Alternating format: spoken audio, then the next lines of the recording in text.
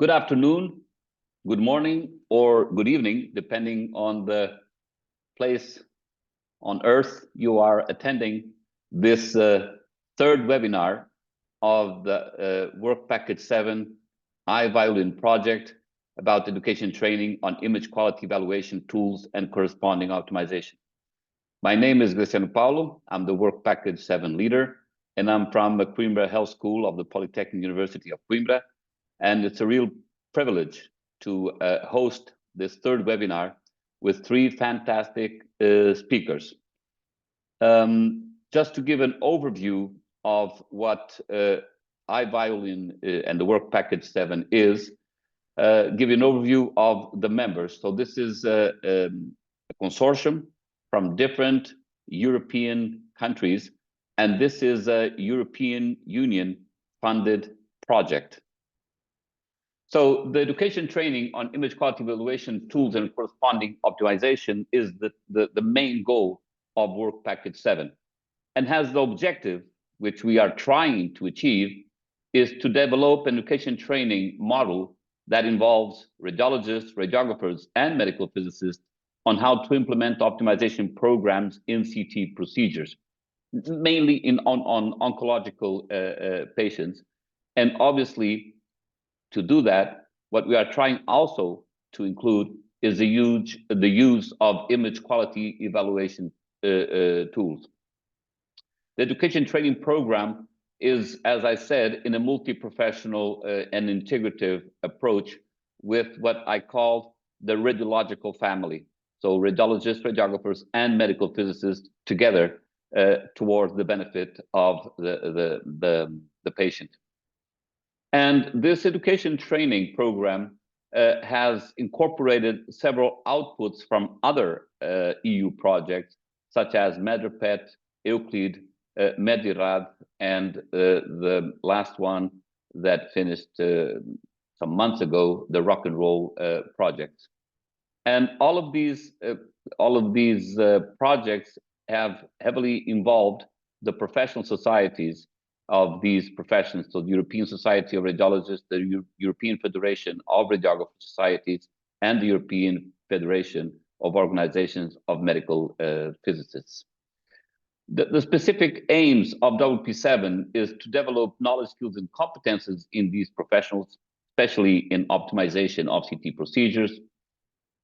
Important also is to define a methodology on how to include image quality evaluation tools in daily clinical practice. And this is something that we have been missing in our daily clinical practice, is to understand basically how low can we go without affecting the diagnostic quality of the procedures. And for me, the most important is how to create this very good atmosphere in the teamwork, including all those involved in the procedures. And at the end is to try and test this education training program to be developed at EU level. And obviously to create synergies and collaboration within Europe and international organizations as a strategy to disseminate and implement the education training program. So for those that have been with us from the beginning, the webinar 1 and 2 have been already made. You can find them on iBeer webpage. I will put it here in the Q&A and on the message for all of you to, for those who want to see for the first time or review the past webinars, you can go to iBeer website.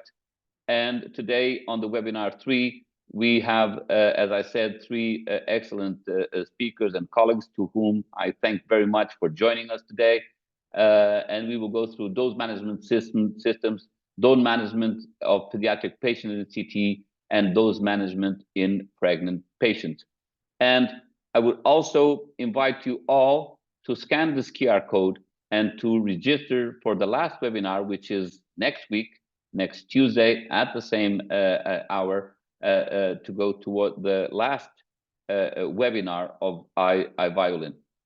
So for today, the learning outcomes is to understand concept and tools for dose management in CT, to learn about effective strategies for managing patient dose in CT, and to appreciate specific approaches for optimizing radiation dose of both pediatric and pregnant patients.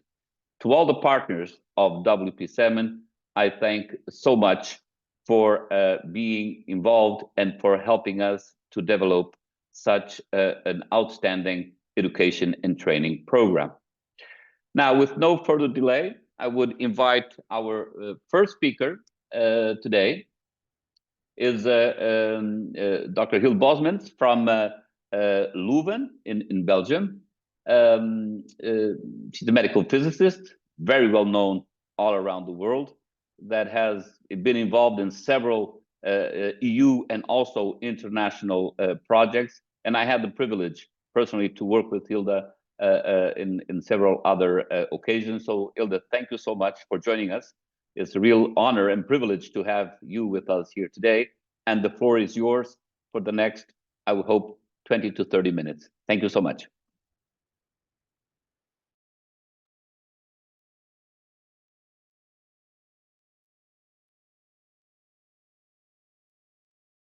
Okay, Graziano, can you confirm whether you see my everything is perfect, the sound is perfect, and the screen is perfect. Okay, great. So thank you very much, dear ladies and gentlemen. Welcome in my seminar. Just let me see whether I can move. Wait a minute. I have still to be able to move my slides. That's not. Oh, I'm sorry. Why is it not working?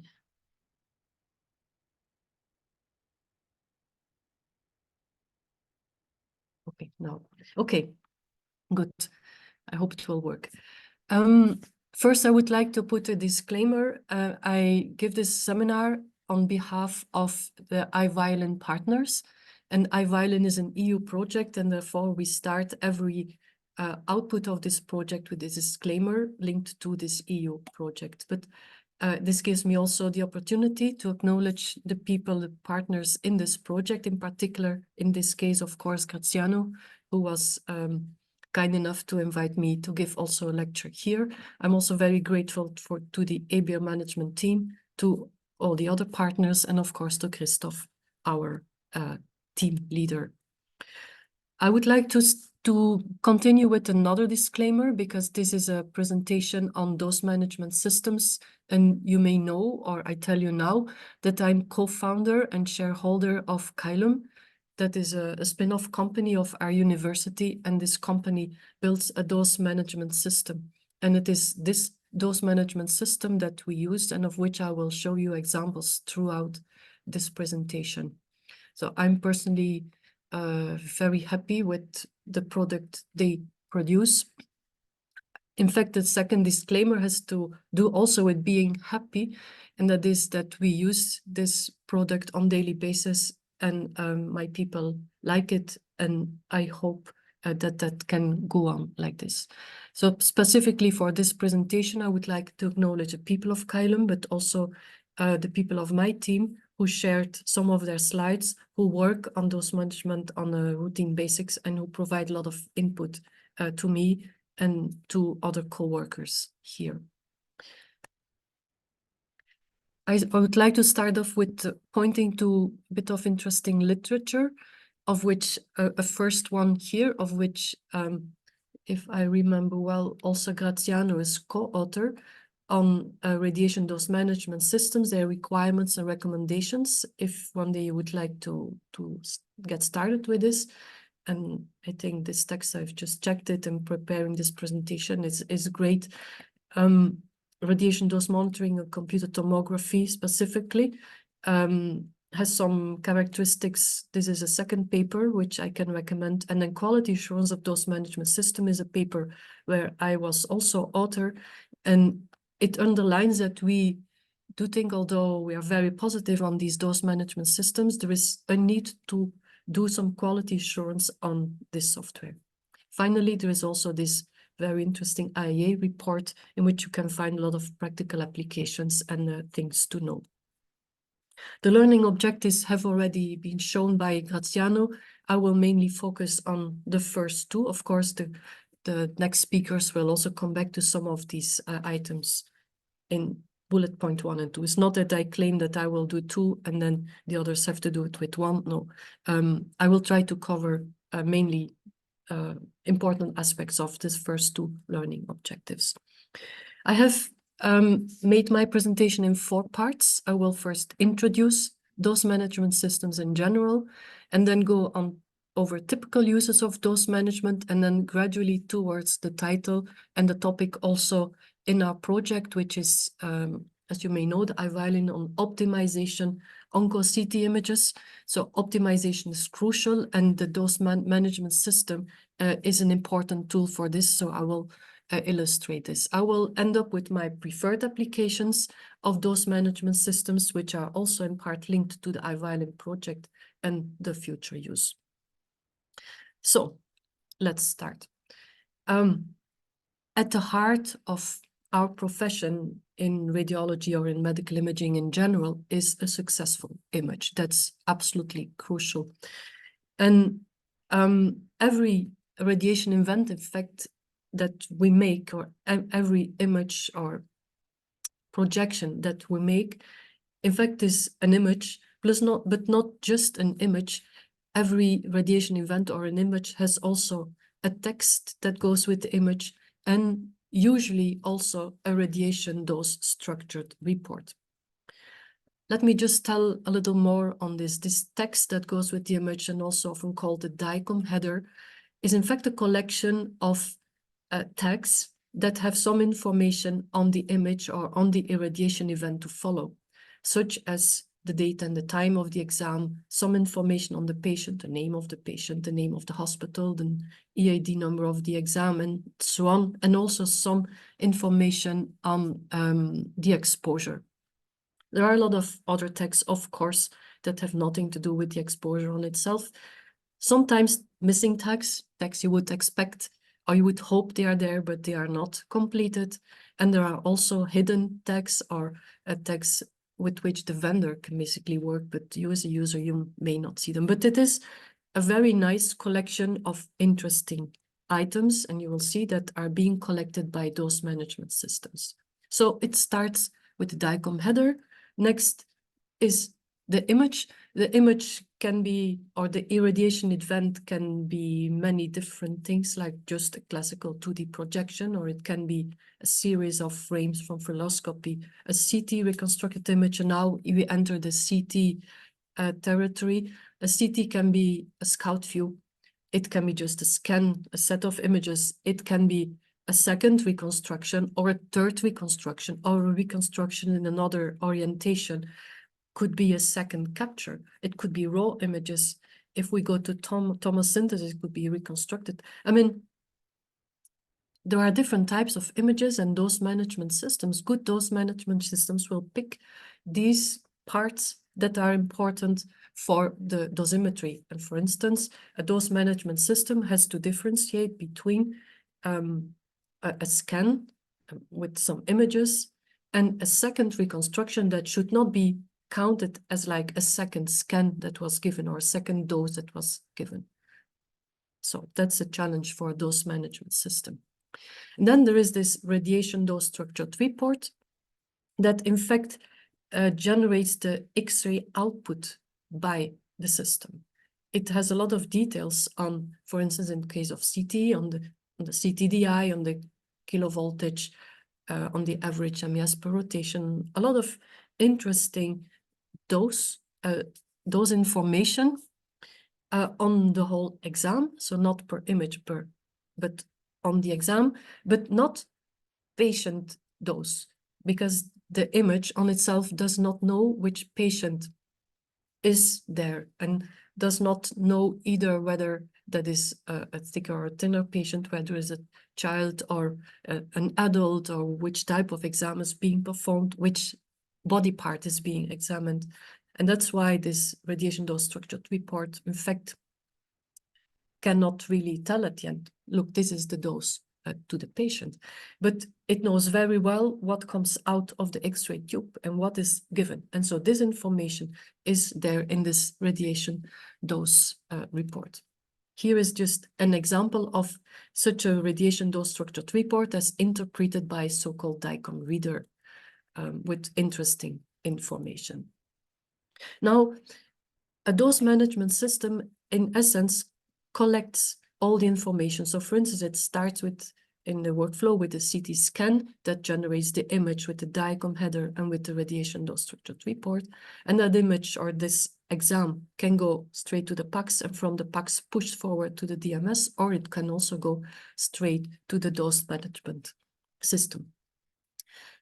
Obviously, the easiest is if images just go to the PACS, because that is where images should go there. And if the PACS then from this one node onwards just sends what is needed to the DMS. Also, a whole CT scan can go to the dose management system, but in some occasions it can also just be the DICOM header and the radiation dose structured report that goes to the dose management system. So dose management system has to be capable to interact with all types of input, in a way, coming from different parts in the hospital. So what is in fact the dose management system? It acquires either the DICOM header without the image, or the DICOM header with the image, or DICOM header, image, radiation event if you want, and the dose structured report. And it creates a relational database with all these data, and at the end, after some days of working and this dose management system is active, it becomes truly a big data set. And then, of course, it doesn't stop there. That is where it starts to be interesting. With this dose management system, you can either work and make your own analysis, but dose management systems will also help you and provide some predefined views on these data. And it is especially interesting if this dose management system has, next to the text data, also the image data, of course, because dose management systems are usually run on a quite powerful computer. They have the possibility to also calculate things from these images. So a typical use would be just use text data to, I will give examples in a minute, to estimate the workload or to view the workload, or just report on DICOM header data like mean dose length products, or use the information such as type of exam, scan volume, age of the patient, to select a proper conversion factor that then applied on some X-ray tube output will give you an estimate of effective dose, or other types of dose values. It can then also provide a patient dose report if you want. And then, of course, in the next stage, it can combine information of text and image data to allow you really dose management. I think when you start working with both dose and quality, then the second layer, dose management, starts. But just a few examples first. So this is a typical use from within a clinical workstation. There can be a button on the workstation linked to the exam. You click on the button, and then you see for that exam which extra dose this exam, for instance, expressed in millisievert, will add to the patient of which a radiologist, for instance, is making his report. And if that's configured this way, it can also show for that same patient which exams have been acquired over the years up to the moment of today. Just one example. Here is a view on workload. What you see here is on the x-axis timeline, and I made these graphs yesterday, so you will see some dates that sound familiar, and the data range is always like 3 months. What you see here is for one CT room, the number of exams a day we have in that room, and you see that in that CT room in the weekend it's not worked, and you see also a type of a mean, not a type of, the mean DLP of that room that day. So a quick overview on whether the room has worked and whether the classical number of exams have been performed. Showing the same data, but now averaged over several months, is for instance shown here. And this is a very colorful graph. I will show you many colorful graphs. I really like them. What you see here is for the days in the week, starting at 7 o'clock in the morning till 9 o'clock in the evening. An overview of whether it has worked, yes or no, with the system, with the square representing how many images, how many, not images, how many cases and how many patients have been scanned around that moment. And the color is the mean dose length product that is given, averaged over time at this time frame, for instance, on Monday morning. And you see, for instance, that around 6 o'clock, when there is a shift from the people working, there are a few less exams. And then around 9 o'clock, you see the square becomes also smaller. The room is being closed. Interesting maybe is to see that in the emergency department, it is a little bit different. In this case, it's a very similar scanner, and where here you have the error for the 40 exams a day.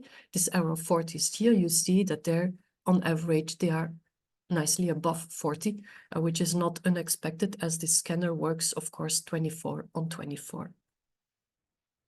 Here is another typical use of dose management system. By the way, this is now with the white background because I think, and the dose management system, there is a choice between white or black background, and I choose white one. I think it is a bit more clear here on broadcasting. What you see here is an overview of all types of CT scans in a particular room, and you would immediately see here, this is the biggest part is for the abdomen and chest exams, and here you have the head exams and so on. You see here where is the biggest part, and here the RAT CT comp 02, that's the name of the protocol, is in fact the most frequent one in that room. Such a graph can help us to quickly find the most commonly used protocols, and therefore maybe the protocols that we as a physicist should with priority test. Let's now do another routine use of a dose management system. For instance, we click here on somewhere a patient and we'll enter in the patient file. By the way, this is a bit similar output as the slides before, but now I have filtered and to have only abdomen examinations, and every patient is now has a small symbol, but these symbols are colored. In red is a patient with a scout tube and 1 scan. In yellow, you see a scout tube and 2 scans. In blue, it's a scout tube and 4 scans, and more than 4 is green. So we just click on one patient, we enter the file, and we immediately, some interesting information. There is the DLP is mentioned.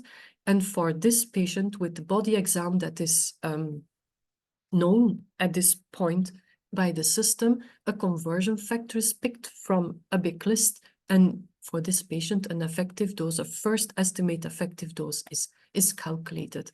But next to the information that is not so exciting, like the number of the patient, never the name of the patient, neither the address, so really it's anonymous in that sense. This is just global information. These tabs here are much more interesting. We're going to enter some. For instance, we see for this patient, the current study, the organ doses as calculated just from the DICOM header information or from the RDSR. And you see that for this patient, its organ doses are quite higher than, for instance, the mean value of the patient scanned with the same protocol. But the information that is available in the system, if processed, goes further. You see here the scout view of the patient, and it is indicated from where to where the scan was taken, with here in white the midline. You see something interesting to check. Here this red line here that shows a tube current modulation. You see that less tube current is given at the level of the lungs, and then in the abdomen it's also not that high, and then when we get in the pelvic region, the tube current goes up. You see also this red bar here. That means that that is a part where it is scanned beyond the borders of the scout view, and it is put in red because it should not be like this.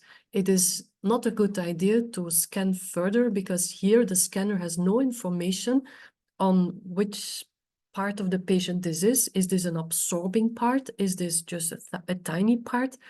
And the scanner will not take any risk and presume it is pretty much absorbing. So the dose can be probably too high, or higher than what is really needed. Other things are calculated, like the effective diameter of this patient or the water equivalent diameter, which we like even more. The next option is to do the dosimetry a little bit in more detail. Then we go to the virtual dose, which is just a third-party real Monte Carlo simulation, pre-calculated Monte Carlo, but a Monte Carlo simulation behind this with a specific model. We can then look at where the scan was taken, adjust to the model, give in the information, and then we get this improved output, presumably improved output in terms of organ dose, and the effective dose that is gotten here will be more precise, of course, than this one using one conversion factor. Okay, playing further, just with this CT room, it took me exactly 3 clicks, I've counted them, to find a patient with a high cumulative dose. I was just in the CT scans, and then I had here one patient with here cumulative dose acquired in a hospital, so to say a patient who comes back quite often, or about 370 millisieverts. So indeed these cases exist. And in this case, it was a patient who got, next to a couple of CT scans, also a repeated cardiac exam. Also, the cardiac room is linked to our dose monitoring system. Here is another way to just use it. This is the so-called live dashboarding, and at any moment it's possible to log in the room and see which case is on the table. And this is the interesting part. The yellow arrow here shows to the case on the table, and in the x-axis we have the dose length product, and in the y-axis the frequency of all patients scanned with exactly the same scan. And we see, for instance, here for this case is in the, let we call it, lower end of the radiation distribution for this type of exam. So no worries if the images are fine. This is just a successful case. But this was the normal use. We would, of course, also like to go to the optimization, and here is where it can start. At the study level, we have some information like the DLP, find a filter towards exams and categories. Well, okay, if after some filtering, and this is a bit of time consuming, if everything is well configured in one click, we get for all our exams of that particular room where they are compared to the national DRL. And you see for a lot of exams here, we are in green. This means, in fact, below the 25 percentile. In red means above the 75 percentile. And this is good news because this is our photon counting CT scanner, where we were indeed able to really lower the dose for several applications. Here is an example for another type of optimization or verification, if you want. The question we ask here is, are children scanned with pediatric protocols? Maybe the next speaker comes back to this. And what we see here, no. What you see here, every point on the scale is a patient, and we see that there is a large variation in dose because some of these patients, many of the outliers here scanned with adult protocols are in fact patients that were more than 15, 16, 17 years old, so maybe it makes sense. But pediatric cases are at a much lower dose. You see here, I've put the arrows at the same dose level. So this would say optimize the working practice and remind people to use pediatric protocols. Another way to optimization is to start combining exposure and quality. And one of the first items we like a lot is a water equivalent diameter, because in our case, we don't have the weight of the patient, but water equivalent diameter is very similar. the higher the water equivalent diameter, the higher the weight normally. I would like also to introduce this other concept, which is the global noise, which short means the most frequent standard deviation, which is a way to express the noise available in the soft tissues, in this case, of your patient. And here, the higher the global noise, the more noise there is in your image. So yeah, the less people will like it, of course. Okay, what can we do with such a, since we send the CT images to our dose monitoring system, our system can process these data and provide us for all the patients of the last 3 months with the graph showing the CTDI volume as a function of the wet water equivalent diameter. What you see is that indeed the scanner modulates the CTDI volume as a function of wet. You see that this cloud is increasing. You see also that the noise here as a function of water equivalent diameter is stable. And that is remarkable because normally we think if the patient is more obese, it starts to get noisy. But here in this case, for this protocol, two-curve modulation modulates such that the noise is stable. Is this always the case? Well, here from the same scan, we see here the abdomen scan, CTDI volume as a function of wet. Here for the chest scans, CTDI as a volume of wet. And now I really like colors. What is the color? The color is the noise. The blue is low noise, so quite good quality. Here, scattered colors mean different amounts of noise. Right? And that is an expression of what we see here. The global noise as a function of wet here was stable, like we've seen before, whereas the global noise as a function of wet for chest CT scans was more like scattered. So less well modulated towards a similar level. And that is seen in the colors in the noise with low noise where the CTDI is higher and more noise when the CTDI is lower, of course. So for every case, this is another very similar case as we had before. This case here in the graph is here, and we see that this is a case with a decent water equivalent diameter, a relatively low CTDI, and a normal noise. So maybe this is just a successful case. And it is possible to just select for several cases where they are, especially if you have a problem with a specific case. I would always go back here and first check, where is this case here in my cloud? Here is another application in terms of optimization that we did with the dose monitoring system.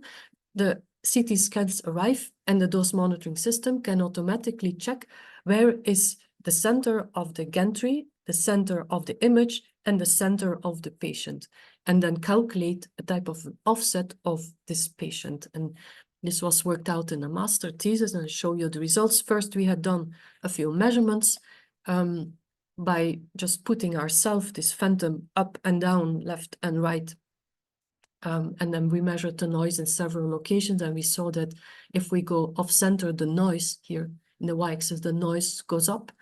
And if we bring the red more to the center, of course, the noise goes down. But we see if we go off-center, where we measure, the noise indeed increases. So it seems to be like dangerous. We did a second experiment in which we put this phantom off-center, and we've seen with a situation from like 6 to 9 centimeters off-center, our detectability of the small nodules here start to go worse. Here is, in this graph, the higher here, the worse, the more difficult it is to detect the lesion. So really, the images should be centered very well. And what we have then checked with our dose monitoring system is for two types of systems, a system with 3D camera and then manual without 3D camera. What are the differences? And here you see, for instance, on this graph for abdomen scans, that the off-center with the use of a 3D camera, like here on the sailing, is much smaller. So the automated version is much smaller than the manual positioning of the patient. And this is also confirmed for the chest CT. So this is a quick, relatively quick study to check whether the use of such a 3D camera would be of benefit. Now I come to the last part of this presentation, my personal preferences. And I'm not going to go in detail here, but this is another amazing example of where a dose management system saves a lot of time. What you see here is every red point is a patient, and we have an x-axis, the time here, and the peak skin dose here on the y-axis. Every point is the sum of what every piece of fluoroscopy or CT imaging adds to the peak skin dose of the patient. What you see here is a peak skin dose map. So for every square in the map of the patient, so the theoretical, a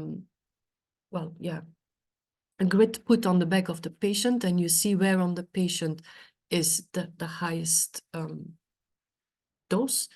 Again, the color here expresses the peak skin dose.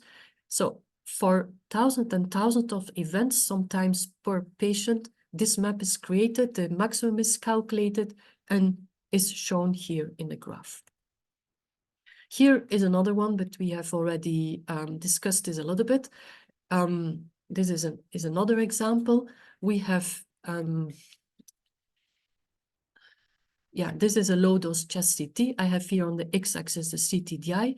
Low-dose chest CT with constant CTDI has in fact two levels of, it's difficult to read. It's color-coded in terms of noise, and it is CTDI here at two levels.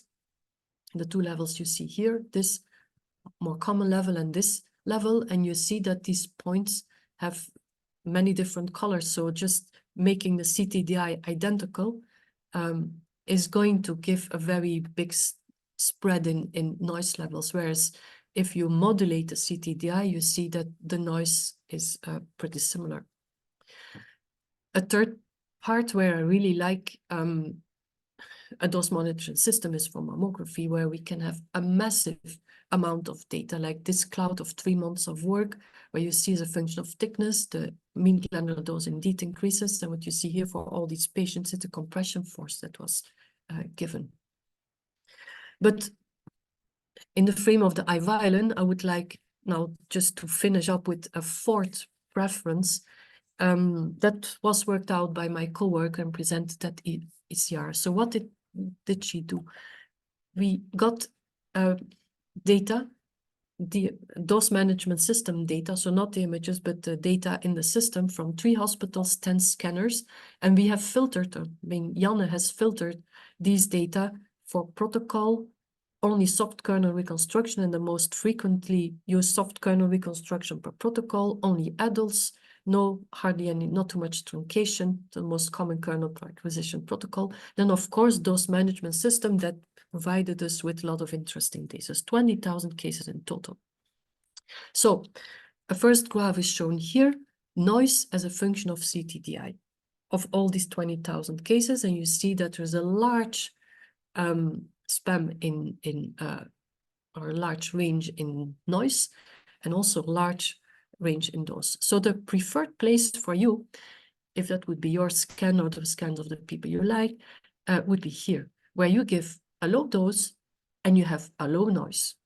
Whereas here you have low dose, yes, but very noisy image. Here you have a high dose and not too much noise. So this is the preferred. Always in the graphs I'm going to show is the more here to this point, the better. So what to do with this? Well, Janne played with this, and we have first split this cloud into different subclouds as a function of size of the patient using the water equivalent time. It's thinner patients, thicker, and obese patients here. And you see then thinner patients, no high CTDI. CTDI is on the x-axis. And of course, if patients get thicker, the CTDI goes more to the right. Here you have in this, say, normal size range, some people with relatively high CTDI, but look very low noise. And what you can see overall also is that for these settings, these abdomen protocols, the noise is not that much higher for the more obese patients compared to the less obese cases. What you can then do on this cloud is paint in another color the results of a particular protocol. And this is one, you see here all of these linear structures.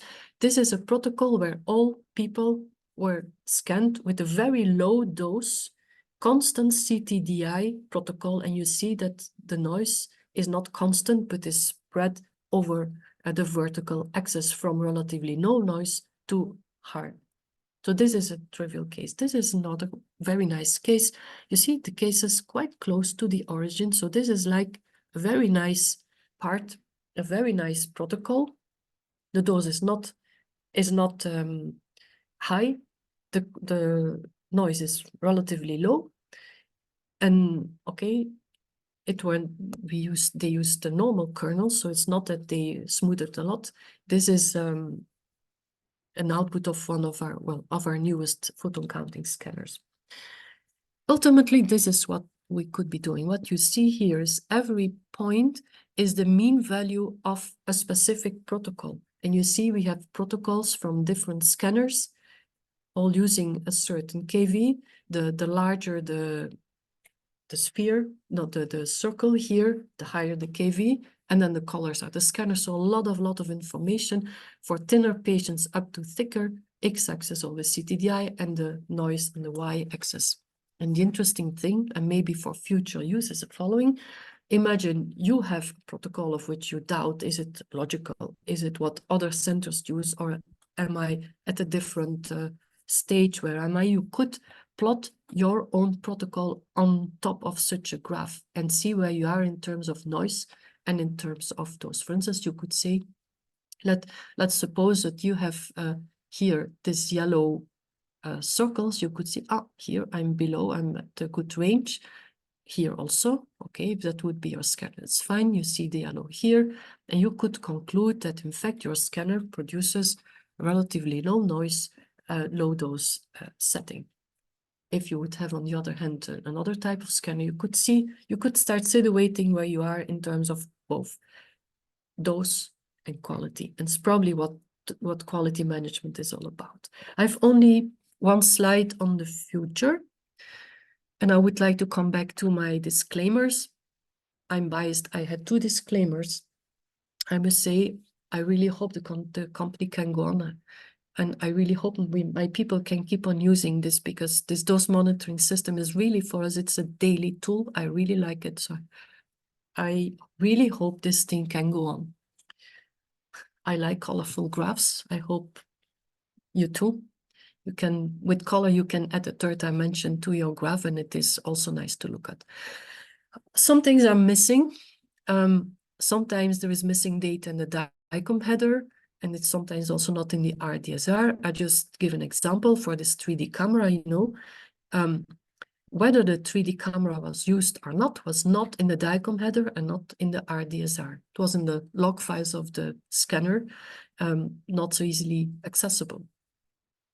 For instance, in mammography, which compression plate was used? You can't find it, so it's not the magic for everything.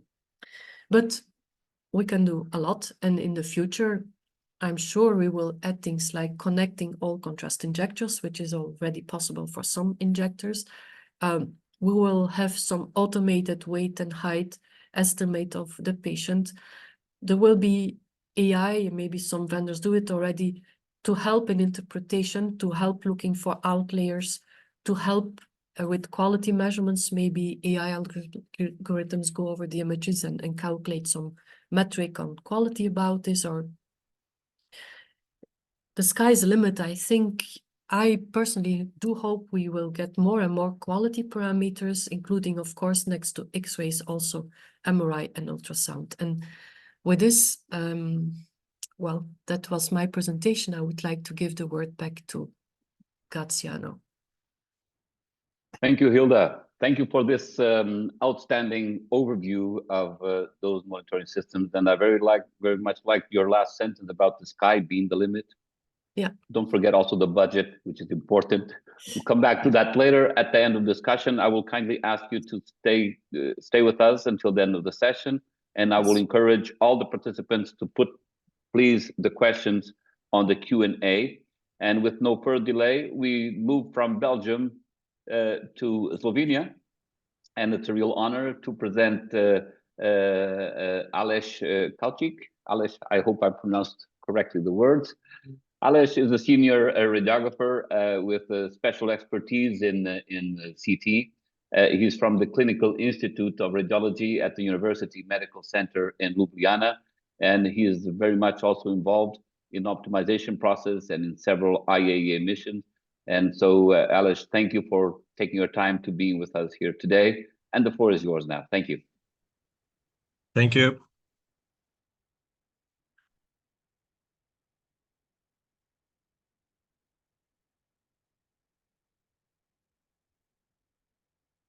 Okay, my presentation will be about management of pediatric, dose management of pediatric patients in CT. So first, just a second.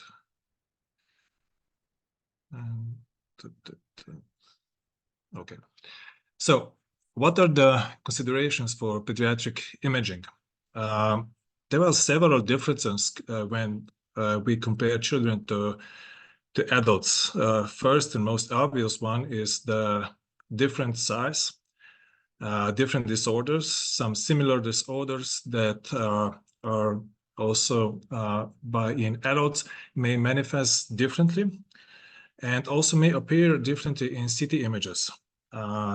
So the most problematic part in optimization for dose in CT for pediatric patients are variations in anatomy and physiology.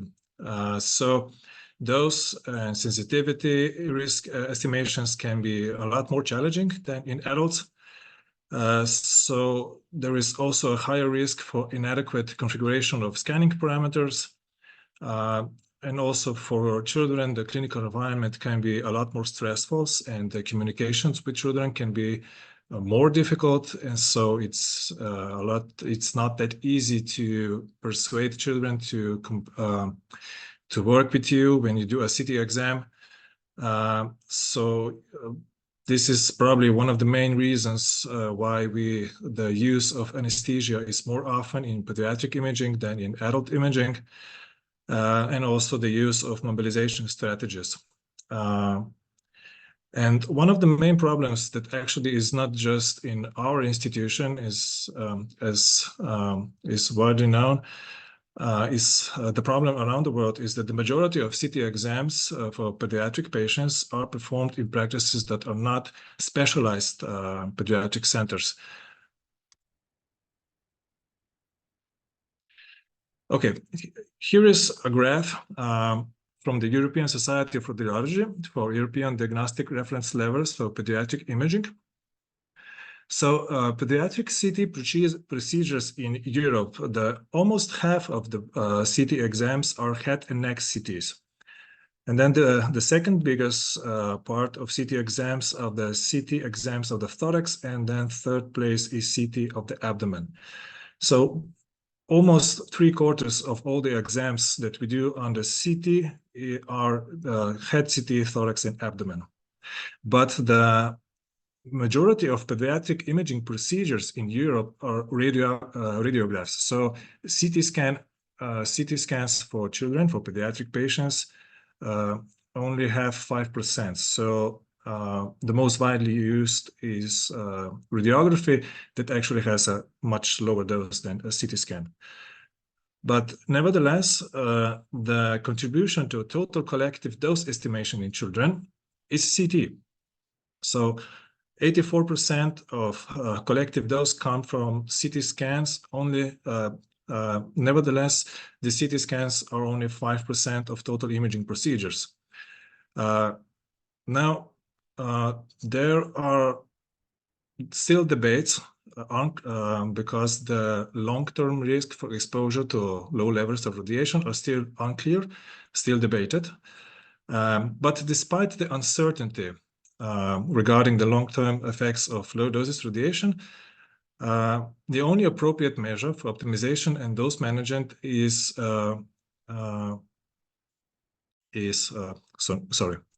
The only appropriate measurement is dose management. In this presentation, I will talk about what can you do as a radiographer when you have a patient on the CT scanner. Why do we use CT, even if it contributes the majority of the collective dose? Because CT is highly beneficial, and the benefits usually outweigh the risk. And as many radiologists will say, CT can save lives. So the first step that you have to do when you want to optimize the dose or manage the dose for pediatric patients is to understand your CT.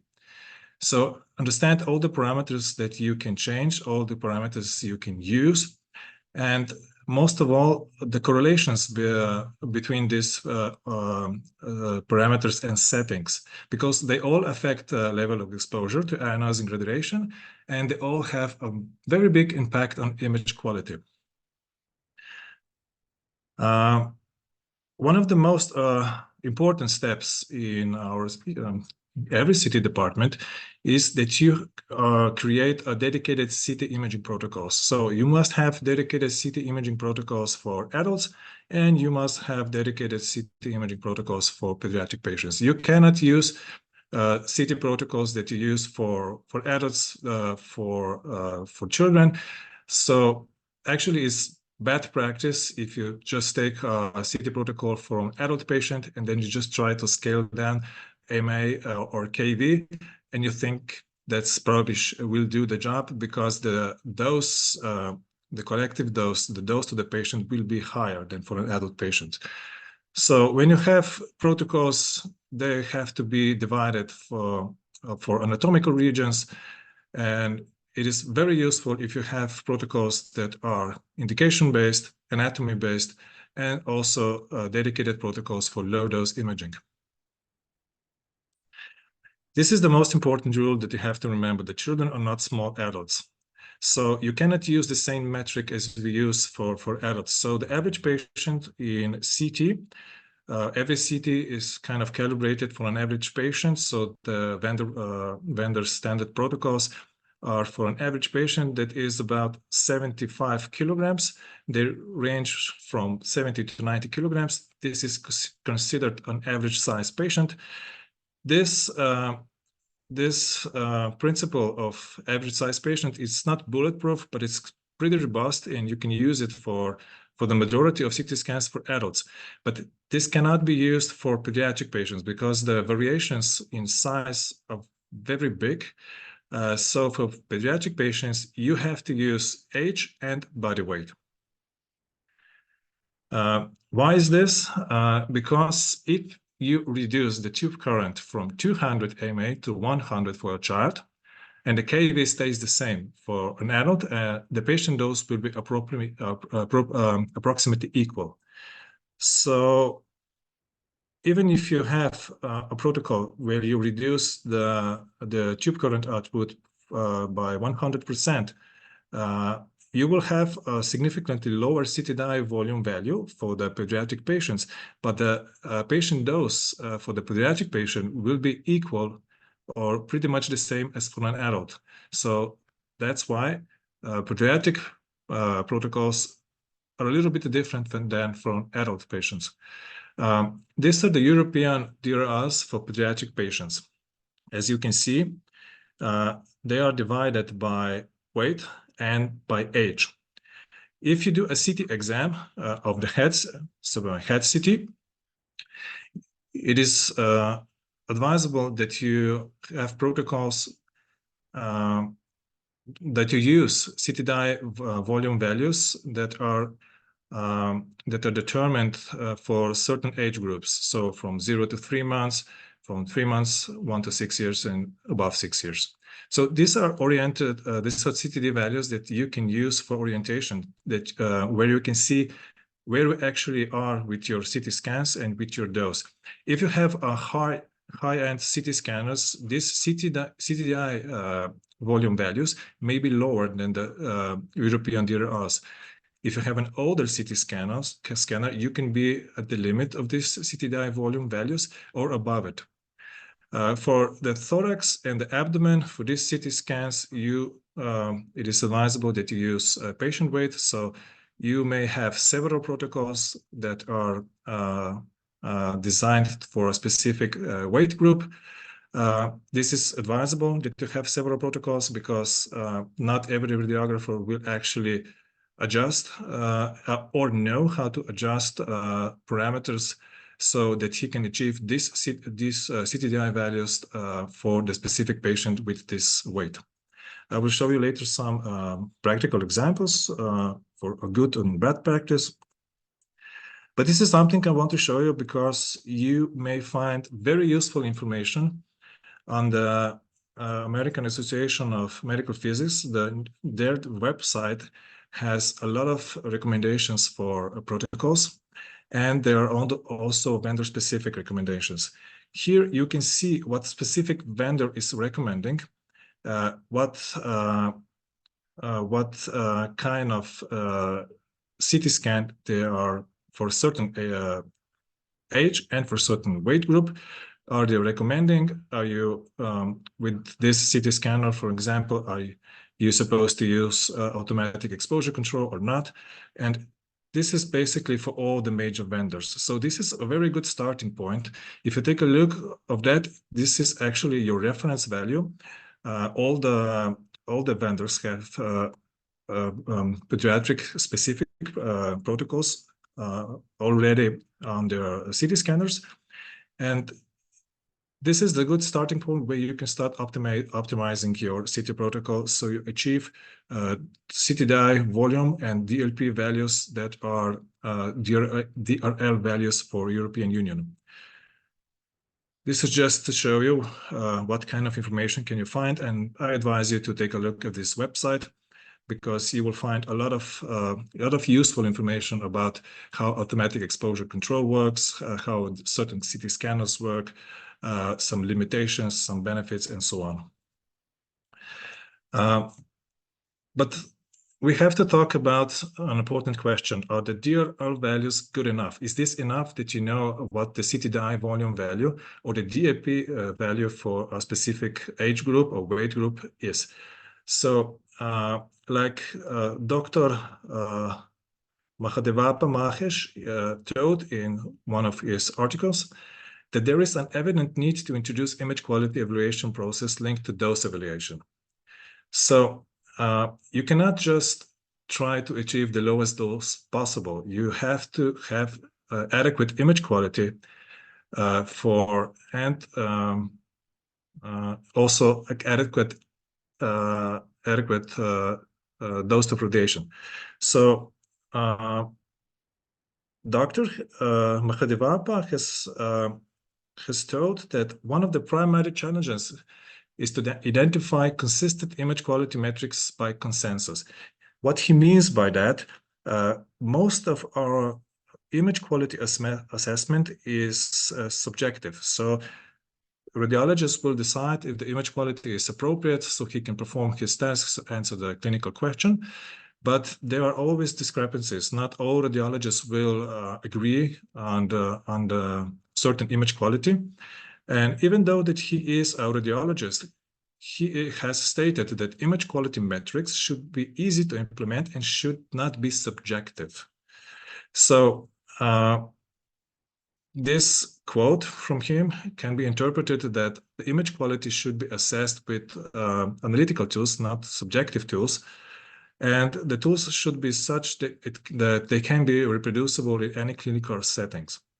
But we cannot disregard the subjective assessment of image quality.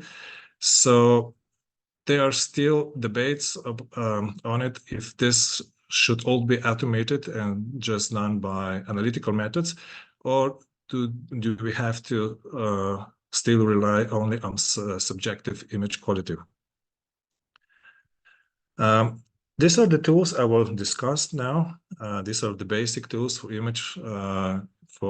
image and dose optimization: automatic exposure control, automated two-voltage selection, organ-based tube current modulation, image quality reference parameter, and iterative reconstruction.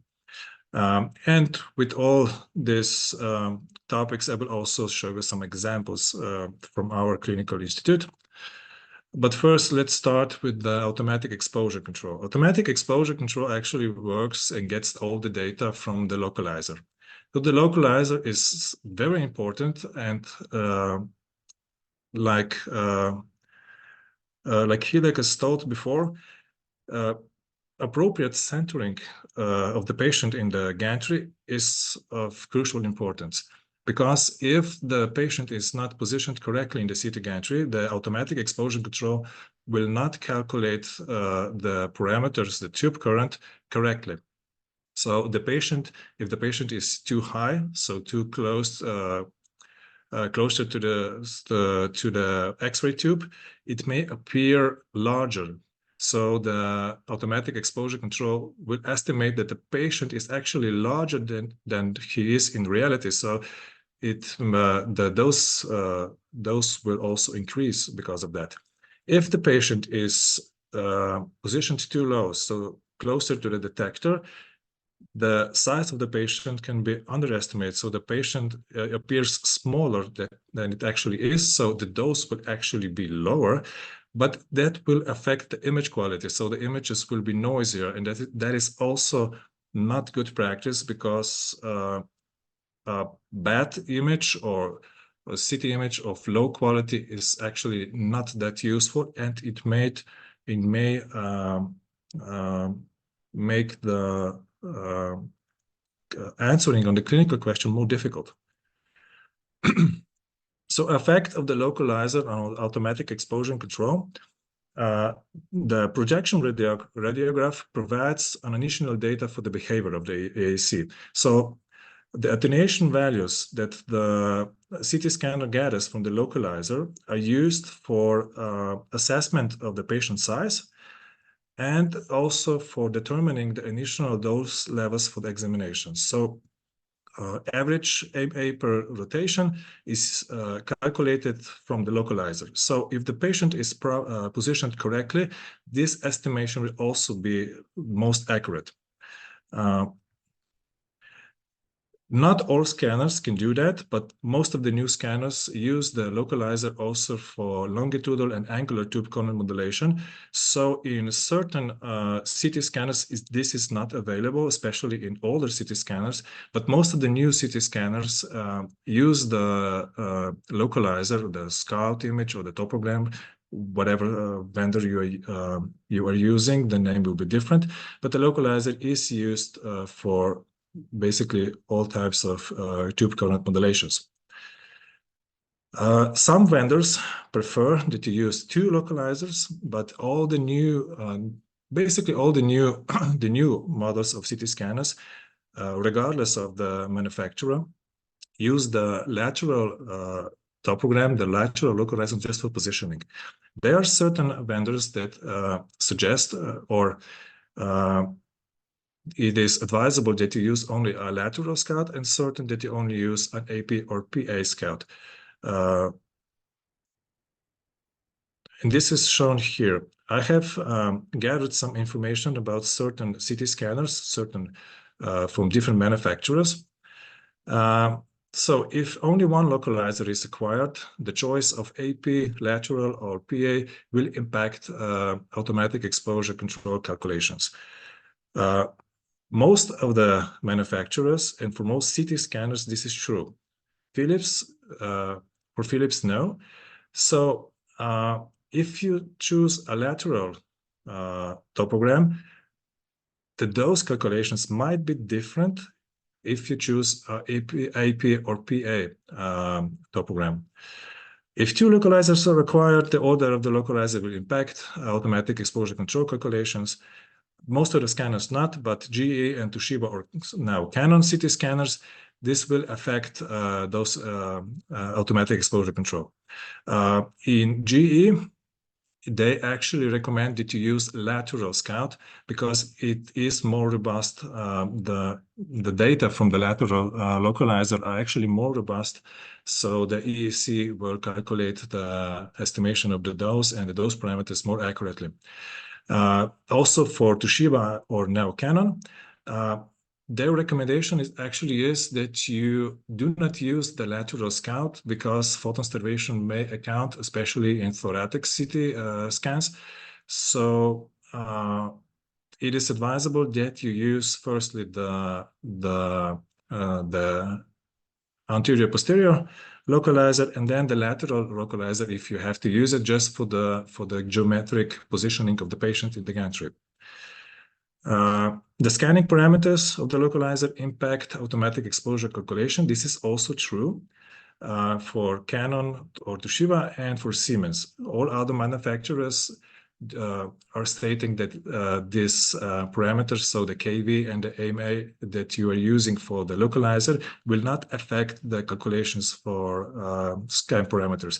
But this is actually not true if you overdo it by lowering the KV or the AMA values. So if for the localizer, the scan parameters are too low, then the automatic exposure control will have trouble to calculate the dose correctly or the scan parameters correctly.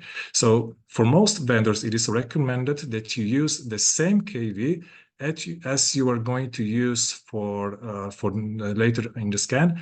But in Siemens, there is an exception because in certain CT scanners, you have a thin filter.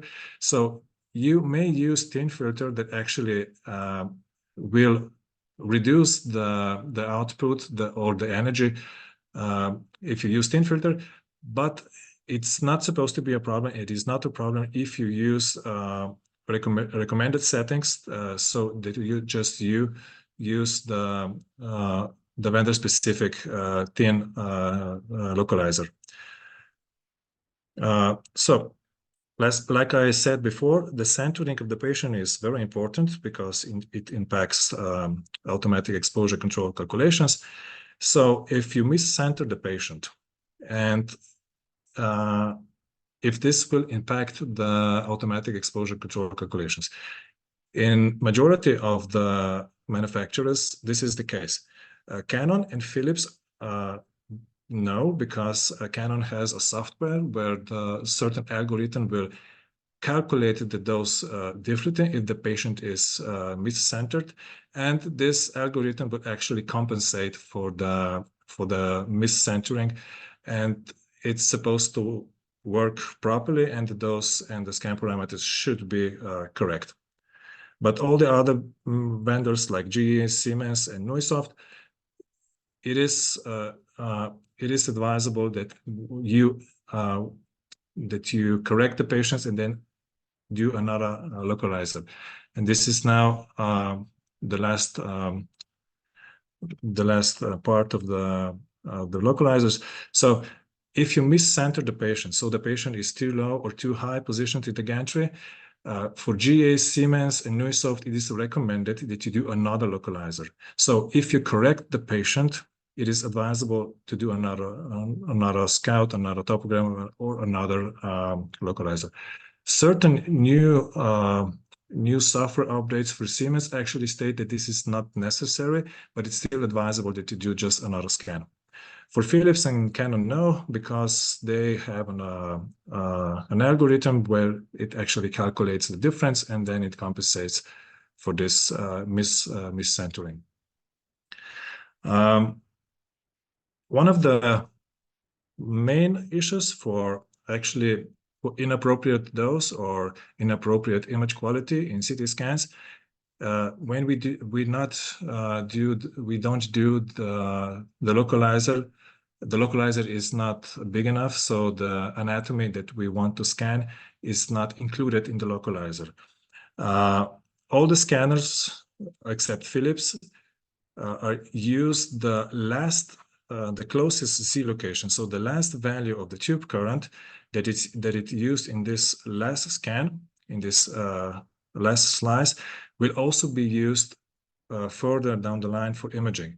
This may have two consequences.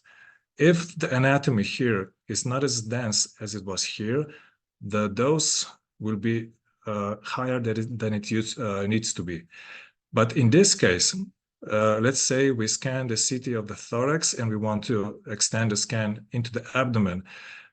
Because the tube current values will be lower than they need to be for the abdomen, the image quality will be worse. So the noise will increase, and this is not a good practice. So if you want to extend your the scan range, or if you have done a mistake and just stopped the localizer too early, just do another localizer, because it will greatly benefit the EAC for calculating the appropriate tube current. Philips has a different approach. They have a linear increase for the closest Z location to the maximum, but there is a limit. If 30% of the prescribed scan length is outside the localizer boundary, then the automatic exposure control will become inactive, and this can have serious dose penalties or image quality penalties. Another important aspect is adjust the scan range. So if you reduce the scan range just for 5 centimeters, you can reduce the dose for about 30%. So this is another important part. And these are the recommendations for all the localizers for all the vendors. I will not go through all of them because I have already spoken about it. But as you see, these are the recommendations, because if you follow these recommendations, you can read them in all the manuals that you get with your CT scanners. And this will actually guarantee that the automatic exposure control will work properly if the patient is positioned properly. And these are recommendations when you do head and neck CT, and the lower part are the recommendations when you do chest and abdomen CT. Now we go to the automatic tube voltage selection. Not all CT scanners have that. Siemens doesn't, but all the other CT manufacturers do use automatic tube voltage selection for a long time now. And like in all cases, it depends on whether you are using conscious media or not. So this is like an additional step of tube current modulation and dose optimization that you can manually adjust based on your CT protocol, on your indication of the desired image quality. What do you want to enhance in the image? And it's just an additional tool that can be manually switched on or switched off. But this is not like modulation of tube current. So automatic tube voltage selection is fixed. So when the system selects a certain tube voltage, it stays fixed for the whole exam. It cannot change during the exam.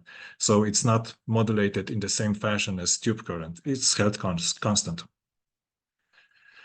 Another big important tool that we actually use on a regular basis and is available for quite several years now is the organ-based tube current modulation.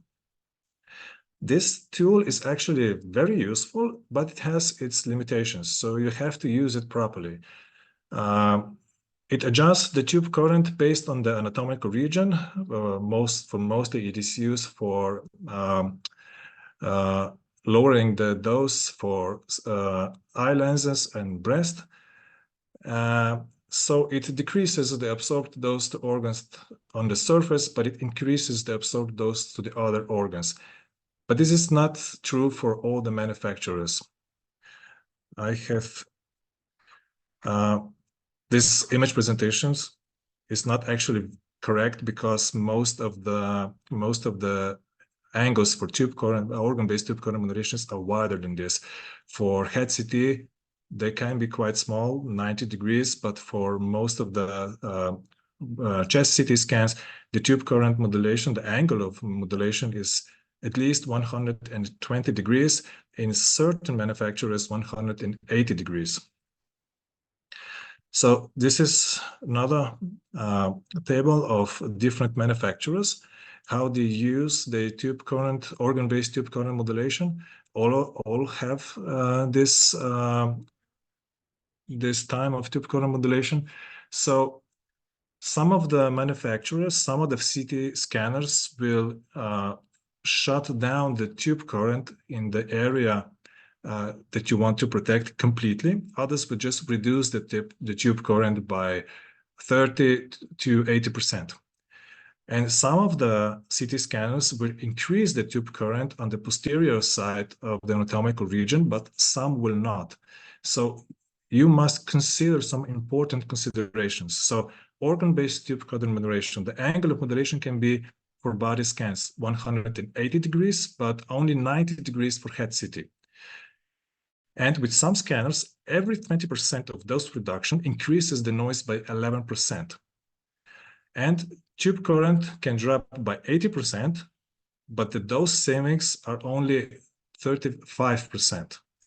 This study was done by several authors, and the dose savings that they have recorded were actually significant, but in certain cases not that big as you would hope for.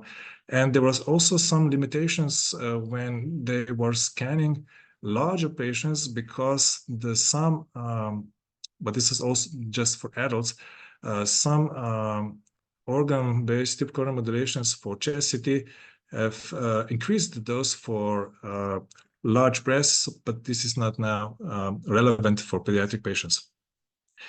Some of the vendors will state that the output of the X-ray tube, so the tube current output will usually be the same or not higher, but almost in all cases the tube output is higher when you use organ-based tube current modulation. This is because the CT scanner has to increase the tube current on the posterior side, on the opposite side.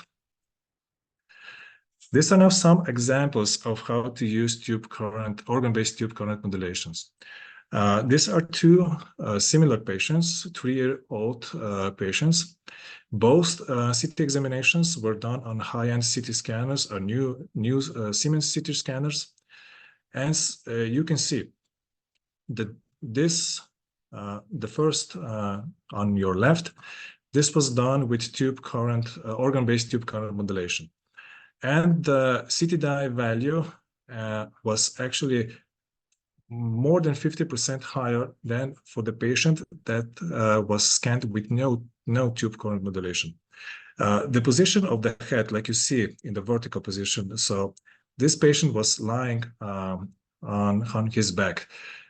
We do that often if the patient is sleeping. So if the child is sleeping, we actually leave them to sleep and just do the CT scan, because a lot of children will not be still if you want to do a CT scan of the head. So if the opportunity, if there is an opportunity that the patient will be sleeping or lying on his back, on his side, then we will do the CT scan in this position, because we want to avoid to use anesthesia as much as possible. So this is actually a good practice, because we then reduce the risk from anesthesia if it's possible. As you can see, this image is a little bit noisier than this one. This is also one of the drawbacks of organ-based tube current modulations. All the images tend to be noisier in certain anatomical regions, but in most part, in our experience, the CT scans of the head are always a little bit noisier, even though the CT value, so the dose is higher than with no organ-based tube current modulation. So I just want to show you this. So organ-based tube current modulation actually works in a certain angle. In our CT, it just covers 120 degrees.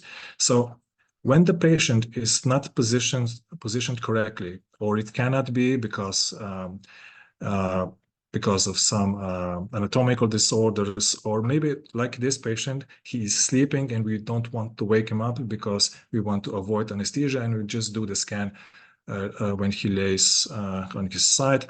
So there is actually no need, and doesn't make any sense to use for this kind of position organ-based tube current modulation because it will have no benefit. Actually, it will increase the dose to the lenses, not reduce it, because the lenses are in the lower part of this modulation circle, so the dose would actually be higher.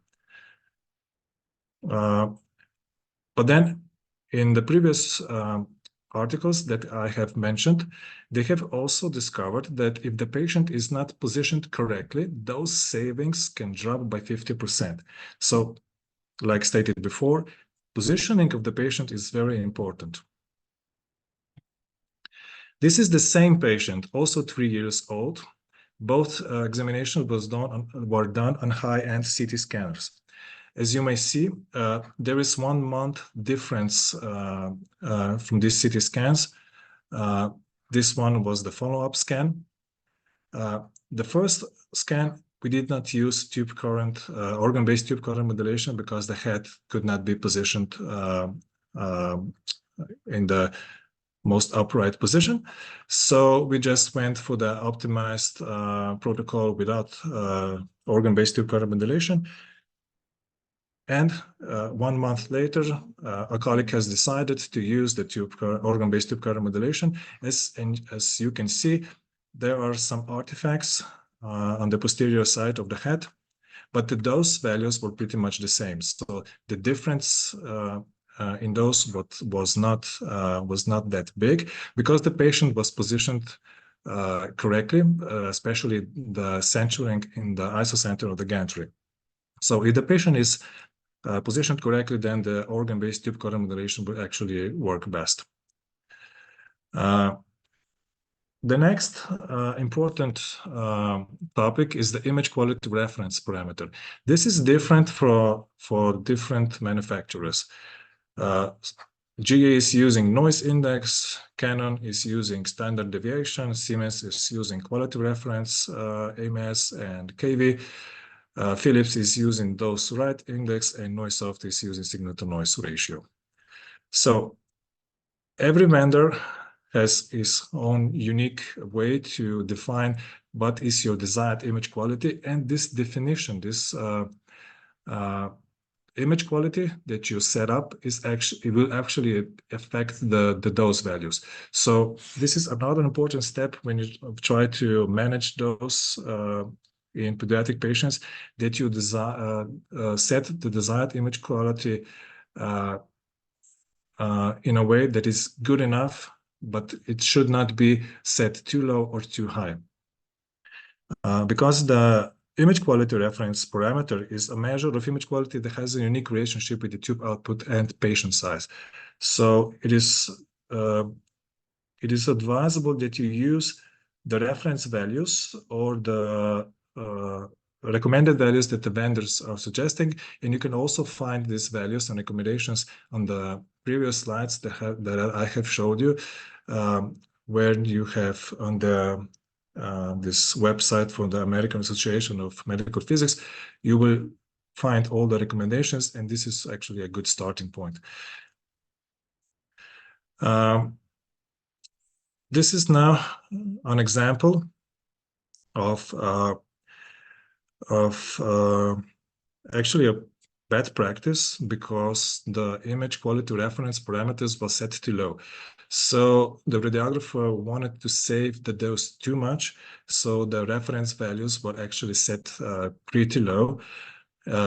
This was done by additional filtering with thin filter, and the reference values for MA were set for just 25. This is what you, as you see, the CT image of the lung parenchyma and then the mediastinum basically is just noise. And this is because the thin filter will also, it absorbs the low energy photons of the X-ray tube. So the output of the X-ray tube is so low that all the images were extremely noisy. So the CT dye volume value and the DLP value was extremely low. If you use the European DRL values, you will see that for a patient with 7 kilograms, it is right here in between, compared to 1.8 CT dye volume and 50 DLP volume value, this is extremely low. So there is enough room to go higher with the dose, because as an extremely low dose is of no use if the image quality is not useful. Now, this is an extreme example in the opposite direction. So the scan parameters could be lower because the image quality reference parameter was too high. So this patient weighs 8.8 kilograms, was 6 months old, and the scan parameters were actually extremely high for this size of the patient. So 196 reference MA and 80 kilovolts. This is too much for a patient of this size, but even though the CT dye volume and the DLP values are in line with the European DRLs, you have to compare your images to images with other patients that you do on the CT scanner. So even though you can achieve a dose value that is still in this DRL values, you can see that the dose is actually too high for what you can achieve with similar patients on this CT scanner. So there is no need for this scan parameter values, because the image quality will be excellent, but you can significantly reduce those and still have great image quality. This is another example when there is hardly any noise on the CT image. This was even more extreme because the reference value was 244. Still, the CT dye volume and the DLP value was in line with the European DRLs. But as I stated before, when we're going to see in the next slides similar patients, you will see that you can get very good image quality with much lower dose values.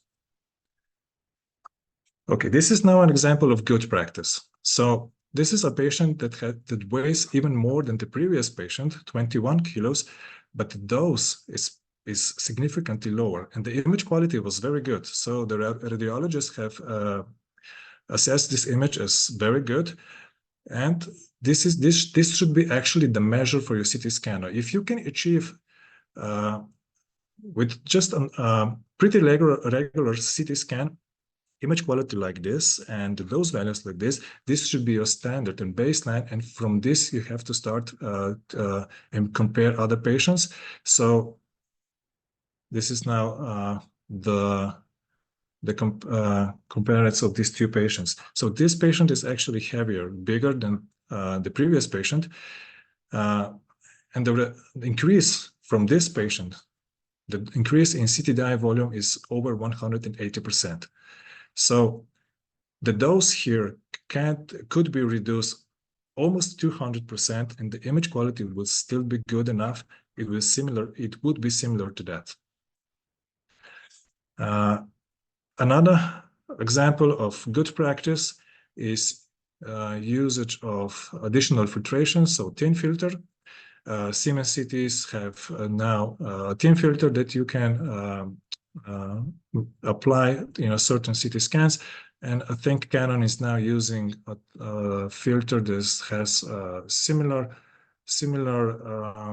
properties, but it is made out of silver. So Alex, can we please go to the conclusion, because we are running out of time? Okay. Sorry. I have just a few more slides. Unusual attenuation profiles. This will be important when you are scanning very small children or neonates. So this is an example when we have scanned a 7-year-old boy that was actually very small, and we used reference MAS values that were similar when we use the similar protocol for adults. As you can see, the image quality for the child was very poor, but almost similar values for scan parameter values produce a pretty good image quality for an adult. So a lot of CT scanners have difficulties calculating the right scan parameters. So the automatic exposure control has some limitations and can produce uncertain results or inappropriate results when the body region, so the child, is too small. So in this case, it is advisable that you use manual settings. You can adjust the reference value settings, but it is advisable from all manufacturers that you use just manual settings. Iterative reconstruction will actually not reduce the dose per se, but would allow you to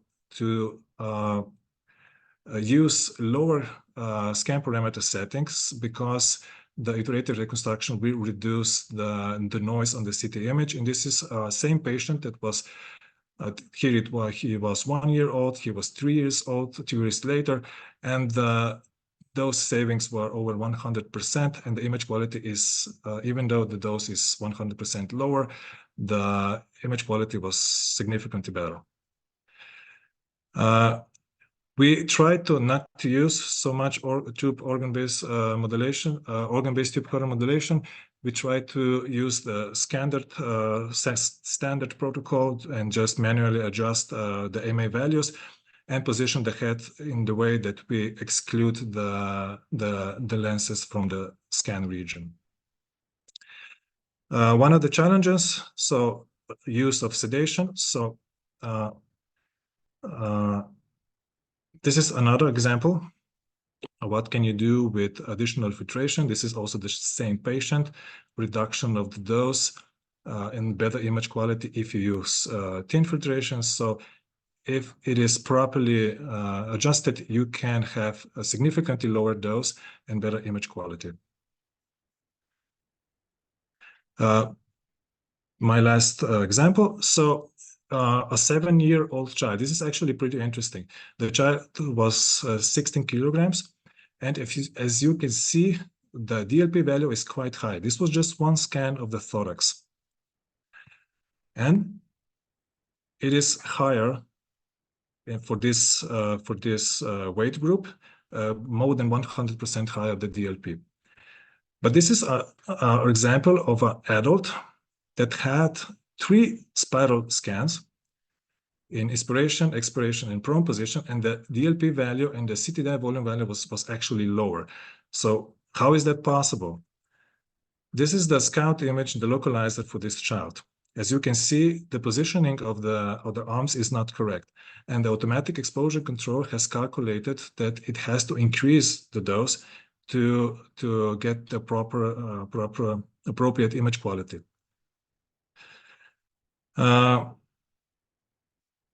So radiation-based imaging is very helpful across all ages, but especially in children, it presents a special and often challenging aspect, especially when using modality that depend on ionizing radiation. So within the pediatric imaging area, imaging care is best provided by team approach. And I would like to finish with the quote from Donald Frosch. I was privileged enough to listen to some of his lectures. He considers the radiologist's responsibility with radiation dose to be the same as any physician's with medical dose. Over and underdosing is a medical error. So the dose should be low, but the image quality should also be good enough. Thank you. Thank you, Aleš, for this astonishing presentation. We could spend the rest of the afternoon here checking and listening to your examples. So I will kindly ask you to stay with us until the end. We will now move immediately, because we ran a little bit over time. It's an honor and privilege to present Svea Mørup from the University Hospital of Lillebælt, Denmark. Svea has a PhD. She's a CT specialist and has cooperated a lot also in Aerosafe webinars. So Svea, thank you so much for being with us. It's a real honor to have you here, and the floor is yours. Thank you so much, Graciano, for the nice presentation. And thank you for inviting me once again to do a talk. So, and you can see my presentation. Presentation and sound, perfect. Thank you. So I'm going to talk about dose management of pregnant patients in CT. And my agenda is the basics first, and then I'll talk a little bit about dose modulations, the automatic tube voltage adaptation, and some about the filters and image reconstruction. First of all, we need to make sure that our justification is there. When we use CT for pregnant patients, in our institution, most of our, if we do scan pregnant patients, it's actually mostly for pulmonary embolism or when they come in as traumas. We don't have many patients coming in for cancer, with cancers during their pregnancy. And it's quite difficult to find some literature on it. But when we use it, we need to have a good clinical question. So what do we want to see in the patients? Do we need a really good image quality? Can we go low dose? And of course, we need always to do the risk versus benefit assessment. And we need to keep the radiation dose as minimum. And of course, in the end, we always need to get our physicists to calculate the radiation dose for the fetus. So that's one of our main things, that we need to make our physicists aware that we have scanned the pregnant patients, and they would do all the calculation for us. So it's kind of a little bit like we already heard about the isocenter. If we need to get our bases straight and we need to use our radiation dose properly, the first place to start is at the isocenter, because as we heard before, it will affect the radiation dose and our image quality. And we actually did a study where we tested it on 3 different vendors. And at the Canon scanner, we are actually not able to see when we decenter our patients on the CTI or DLP. As mentioned earlier, there is this software in the system. But what we are able to measure is the skin dose, and we actually measure up to a 50% increase in skin dose to the breast when we decenter with about 4.5 centimeters. And that is when the isocenter is above in the patient. So we really need to focus on that just to make sure that we have our basics right from the beginning. And there is one study that's been performed on pregnant patients or phantoms, where they didn't see that much influence on the radiation dose, but the image quality was impaired. So before we even can go further, we always need to have our basics correct with the isocenter. And of course, our scan projection radiography, which is on the CT scanner, depending on the vendor, it's called Scout, Turbogram, Surview, and so on. And I actually performed this study with my students on 2 different vendors.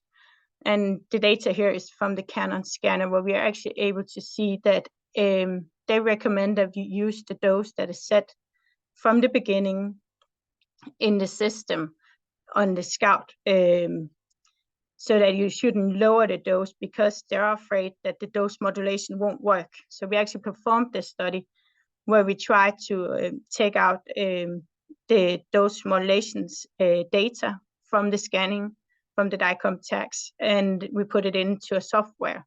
And it actually did show that there's no difference in our dose modulations, how it works with the lower dose. So they're actually recommending it right now here in Denmark on the Canon scanner, that you are able to reduce the dose on the Scout view.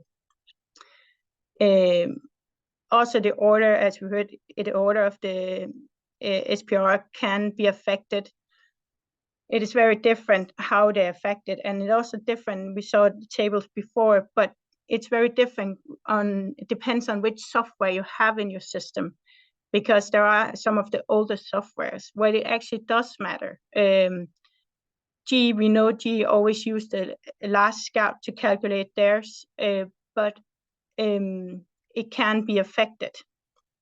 So it's always the last one there. So, and they recommend it's the lateral, but by Siemens, it depends on which software you're actually using, if you should use a lateral scout or not.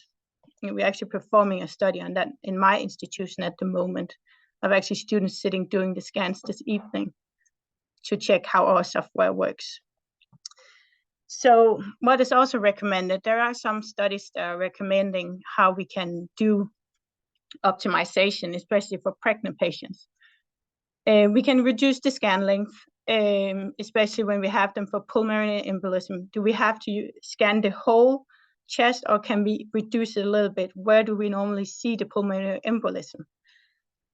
Or also, it's important that we don't use more phases. As on my image here below, you can see this is a chest abdomen scan that's performed in 2 blocks to have the liver in the arterial and in the venous phase, but it's a very large overlap. So for pregnant patients, it is kind of recommended that we scan them in one instead of doing the overlap, because it will increase the dose also to the fetus.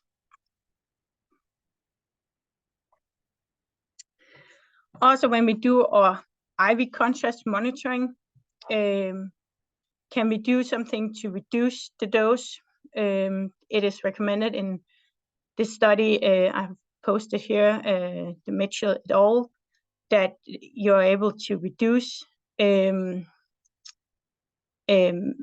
kV for the monitoring, because if at 120 kV, we actually have 27% of the overall breast dose is actually acquired during the monitoring when we do our monitoring of the contrast. Also, can we reduce the number of monitoring slices by setting the delay before it starts monitoring? Can we set the delay better to each patient, which can be very difficult because it is different how quick the output is from the patient's heartbeat. But in my institution, we actually did a bit of a contest that we need to do in the first slide. We do the first monitoring image that we do. We want to reach the 120 if that's our Hounsfield unit set. So we are getting pretty good at it, actually. Also, in the IV contrast, when we use it, there is some data showing that it can cross over to the placenta, but the ACR do recommend that you don't withhold using the contrast meter doing a CT scan of a pregnant patient. But again, there is stuff that we can do to lower the radiation dose. And also the delay between our slices can be reduced, increased instead of doing more monitoring images. So that's all something that you can play with if to get a lower overall dose. And then we have the dose modulation on the CT scanners, as we heard before. With the new scanners, especially with the GE Revolution Apex, there is a new tube with a higher MA output. It can go all the way up to 1300 MA, depending on the kV. It can modulate more times. Normally, systems modulate 4 times per rotation. This system can actually modulate for each sample it does. But also on the newer system, the dose modulation is actually linked to the iterative reconstruction, which might influence the MA output. I have an example on that in a few seconds. Also, the wider detector system, we need to consider a pitch more. The pitch can influence on the wider detectors. If we have a 8 or 10 or 16 centimeters detector, it might be wise to reduce the pitch and we'll still get a lower radiation dose. As also can see in the image here, in this example, it can't reach the noise index. So it suggests that we reduce the pitch, and we can see the radiation dose. Or it's increased here, but it's a smaller detector. If it would have been a wider detector, a 16 centimeter detector, the data would have been different. So we need to be aware of that. Also, how we set up our reference maze, if it's a Siemens system, or if we set up our noise index for GE or standard deviation for Canon, it all depends on how our dose will be. And again, the dose automatic 2 voltage adaptation, most of our scanners has it. These images are from Siemens. We use it every day in my clinical settings. It's called Care KV. It's called Auto Prescription or KV Assist on GE, Sure KV on Canon system. So we do have it, but it's important that we know how it works on our specific scanner with the software we have. It will set the KV according to the diagnostic task and our scan time or MA output and so on. So it is important that we know exactly how our system works, because also if we have to limit it, sometimes we have to limit our KV if it can use all the settings, or do we close it between 80 and 120, or do we also use the 70 kV that most scanners have nowadays, or can it go all the way up to 150 or 140 kV? But we need to be aware that if we still expect our scanners to give the same image quality, it will affect our dose modulation, so it will increase our MA. So we need to be aware of how these two things play together in order to make a perfect scan and not increase our radiation dose unnecessarily. Some of the advantages when we are using this system for larger, for adults, is that we can lower our radiation dose, and we can also by that decrease our amount of IV contrast, because we get an improved contrast resolution in the image. But one of the disadvantages, which I've seen, I did my PhD on the GE system, it is actually it's very difficult to set it up if we don't know how it actually works together with all the other parameters that it can change. And of course, it can change our Hounsfield units if we have patients with cancers that have been scanned before and we scan them again. But the largest change in Hounsfield units will be seen at the fat tissue and bone, but not in the soft tissue. We only see a small change there. And again, it only works if we put the patient into the isocenter. And then there's shielding in CT. There has been some publications where they actually put shielding on the stomach to shield the fetus, but it is actually not recommended because it can affect the dose modulation. So this shielding is actually it's not recommended because most of the radiation that the fetus will get is internal scatter radiation, and it's not from outside. So that is why it won't work. And there's a lot of recommended on that, but we always need to be aware of the recommendations of our country, because it's very different in the countries. In the last one here is from CIS, which is our Danish health agency. They don't want us to use shield placement anymore. We are not allowed to use it at all. And then we can use the organ effective dose modulation, as was mentioned before, so I won't go into detail. I just want to put your attention on that. We did this study that we published in radiography in 2019, where we tested the organ-based tube current modulation on Siemens, Canon, and GE scanners. And we were able to reduce the radiation dose in the anterior, as in front of the patients. On the Canon system actually works on the whole scan range. So if you have a pregnant patient, you're actually able to use it, and it won't increase the radiation dose behind on the back of the patients. And it same goes for GE. You will use it over a certain scan range, where over the breast or over the head. And it won't increase the dose posterior, but the Siemens scanner will increase it. So for for GE and Canon, we actually get a very nice dose reduction, and the image quality is still very good. It's only a really small difference in image quality, whereas the Siemens scanner, it actually only decreased the radiation dose in front of the patient with about 1% to the breast, but it increases over 32% on the back. So the overall radiation dose actually increased it for the whole scan with over 8%. So in the publication we did, and we were in contact with Siemens, we actually don't recommend using it for on Siemens scanners. And then we can use filtration. As we heard before, the Siemens scanner has the tin filtration, and there's one study I found that uses high pitch and tin filtration in pregnant patients, and they were actually able to reduce the dose with 93%, which is very amazing, and still achieve a good image quality. But a lot of the vendors now have different filters, so we're not only anymore talking bow tie filters, which we know is important for IsoCenter, but Canon here has the silver beam filtration, which is also able to reduce the dose, and especially the skin dose. I couldn't find any studies performed on pregnant patients with that because it's pretty new. But what it does, it actually lowers the contrast in the image because of the noise.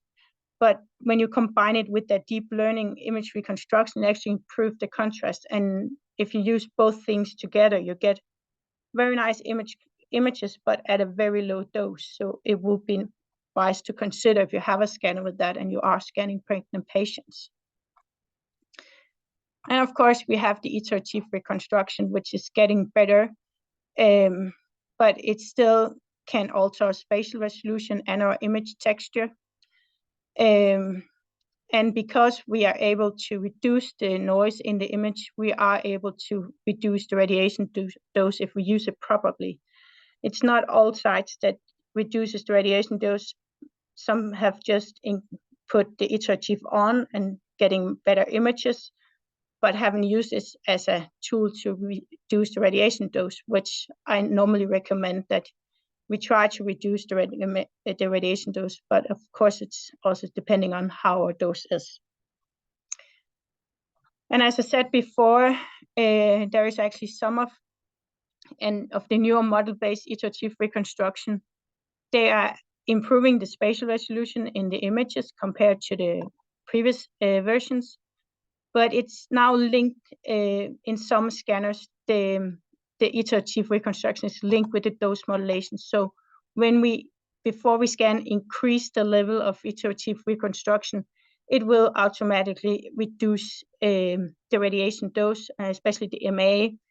And the images I'm shown here are from 3 different size phantoms, and that's why it looks different in the size, but it's because it has a very big fat layer outside. But you can actually see how much it reduces the MA, and thereby we actually get too much noise. And we have done a publication on it. The newest version of reconstruction is deep learning. I did my PhD testing deep learning image reconstruction, and it's a way that we can actually reduce the radiation dose.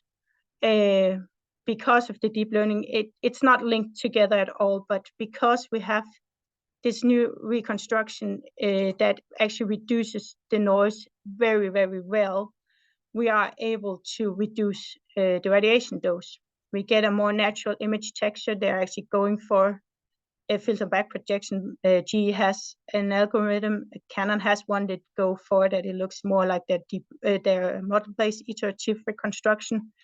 But as you can see here in the table, I tested it, and this is the new system with the auto prescription, and then the images is reconstructed with deep learning, and we are able to see that we are actually able to reduce compared to the older scanners that we have at that site with up to 50%. by using these new systems. And a few images just to show that we have the ACR here, which is the iterative reconstruction. We have the deep learning in 3 levels. It's a low, medium, and high. And we are able to reduce the standard deviation from 36 in the liver to 16.2. And these slices are 0.625 millimeters. And the same here again, where we can see the different in an iterative reconstruction, more iterative, we won't be able to differentiate the pleural fluid, but we are able to do it with the deep learning. And we can subtract those images from each other. So we have the ACR, and then we subtract the true fidelity low, medium, and high. And we are able to see that there are some noise, that we can see there's noise different. But what we actually can see is that the spatial resolution is improved in the image, which help us to better use it so we don't have to compromise between low contrast and spatial resolution. Now we can actually get all in one slide, and it's even at 0.625 millimeters.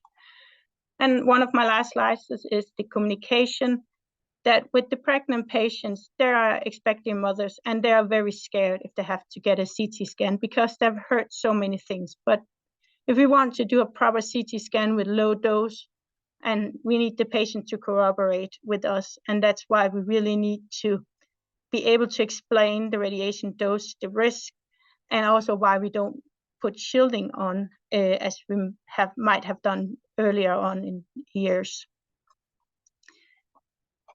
So in summary, user knowledge from what we know about CT optimization can be used for also for pregnant patients. We need to know a system, otherwise we're not able to do this optimization, and we need to use our scanner's potential and use what we have in our systems, also with the new softwares. Thank you. Thank you, Svea, so much. Thank you so much. And thank you also for gaining some time in this last session. I know you made a huge effort for that. I invite now the other speakers to join us. And let me start by saying that this was, in my opinion, an outstanding webinar, very useful for those all around the world that are attending. There were several questions made that Hilde, thank you for answering most of the questions. And from the lessons learned from this webinar today, is that we are far from having, obviously, a harmonized practice, especially in Europe. So if in Europe we don't have it, I can imagine what goes all around the world. And so going from those management systems to highly complex CT units to highly, new technology available, what would be your one sentence for the future, that what we need to do in order to try and use properly the systems that we have? Don't answer education and training, because we know that education and training is obviously the key issue here. But what would be your word for the future to try and bring the level of practice to what should be, I would say, adequate? Whoever wants to start. Hilde, you were the first speaker. Thank you, Graziano. Well, I don't have a one sentence, or at least, well, I will tell what jumps in my head. I'm a strong believer of the impact of, and the good impact of tube current modulation and all the automated ways to have good exposures. And this is because after the scout view, the scanner knows nearly everything. The scanner knows, is your patient well centered? The scanner knows the attenuation of your patient, so the scanner can calculate which amount of radiation is needed to make a decent image. And maybe we should start discovering really what or how the scanner determines which MA and KV is being chosen, and maybe either the different scanners can learn from each other or can develop their own towards the same goals. And sooner or later, we will have like an automatic exposure controller that can be tuned towards a certain quality level, and that will facilitate things. And then the only thing we would have to do as a user is define the quality level we wanted to achieve. So I would say maybe a one-liner is, in the community, propose the quality level, just like we propose these days with DRLs, dose levels. Let's propose quality levels, and then let the companies ensure with all automation they can do AI, whatever they want to reach that quality level. And then great. Let me make the bridge to Alice, because Alice brought us several examples, and because Hilde talked about the DRLs, and it was incredible that I think as we grow old, we don't realize how fast the time goes. Euclid DRLs started in 2017, was 7 years ago. So and we have no other source. We are comparing so what we do with Euclid, but it was 7 years ago, and the technology went dramatically high. So Alice, one sentence. What is the secret? The secret, if we don't want to be dependent on the human factor, so like computer-aided diagnostics, maybe software upgrades, software tool for CT scanners could have computer-aided optimization of scan parameters. So the user could have a tool or AI tool that suggests, based on the patient, but you will probably have to put on a certain amount of data about the patient, at least weight and height, like we do now. So software that will suggest the appropriate optimization of the scan protocol, and then suggest the user that maybe he is not using the appropriate technique for this clinical task, and to achieve a certain dose levels and DRL values. Interesting, but if we bridge what Hilde brought us today with the dose management system, and with your approach that each vendor has its unique and specific way of doing things, we are permanently with these software tools or whatever, we are put inside black boxes, because in the majority of the cases, we have no idea what is happening inside the equipment, inside the dose management system. So Svea, if we add this complexity, what is your sentence? My sentence is that everyone who knows me knows that I am actually not that fond of all this automatic stuff, because I think most of us radiographers actually get lazy, kind of, not real lazy, but they don't pay attention to what the scanner's doing. And right now, the scanner, most of the vendors, they're doing things that we can't explain why, and it does affect our dose and our images. And so for me, it is actually to try to work in our institution. We as CT specialists, we are actually getting all from the dose management system. I can get our physicists to get me data, so I can always update and use it, and I can show it to my colleagues, and we can put it on each scanner. So for our standard protocols, this is the dose that we are actually doing it. They need to try to get within that, because we have defined our image quality, which is very different compared to sites, because our radiologists don't expect us to do the same image quality. So that's one of the main challenges, is that we don't know how good our image quality needs to be.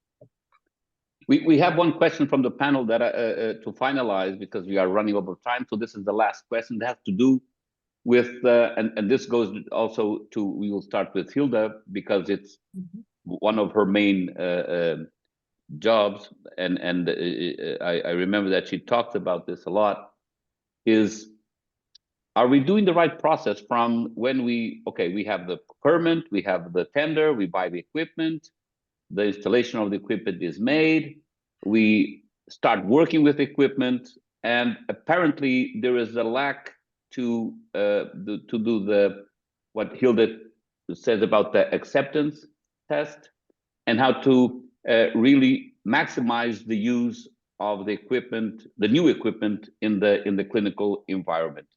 We don't have time for that, or the majority of departments, they don't have time for that. Do you think that, Hilda, that this will be crucial, this acceptance that's not from the companies, but from the local medical physicists to take over? Thank you, Graziano. Yes, this is absolutely crucial. And I agree also with Svea, where she said, like, it's unpleasant that it's black boxes, but I think we should try to unravel these black boxes, but it will become very difficult because the more sophisticated they are, the better our phantoms will have to be. Otherwise, these black boxes just say, oh, this is not a patient, this is a phantom. I'm not going to do what I do on a patient. So understanding this, what is happening is extremely important. Checking how it is being programmed, and especially with new systems where the application specialist may not know from day one everything either. They have also to go through a type of a learning phase. And that is maybe where those monitoring or those management systems come in. They can help us during the first days to then see which is the resultant dose, but maybe even more important is they can help us see during these first days what is the resulting image quality. It could start with global noise, it can be whatever metric that makes sense. And that is something we can do from a distance. We do not need time on the scanner, we just need the data. And we could, if needed, during a couple of weeks, just online check what is the scanner doing in terms of dose and quality, and then getting the remarks of the medical team, of course, the radiographers, the radiologist, and during the first days, check whether dose and quality are okay.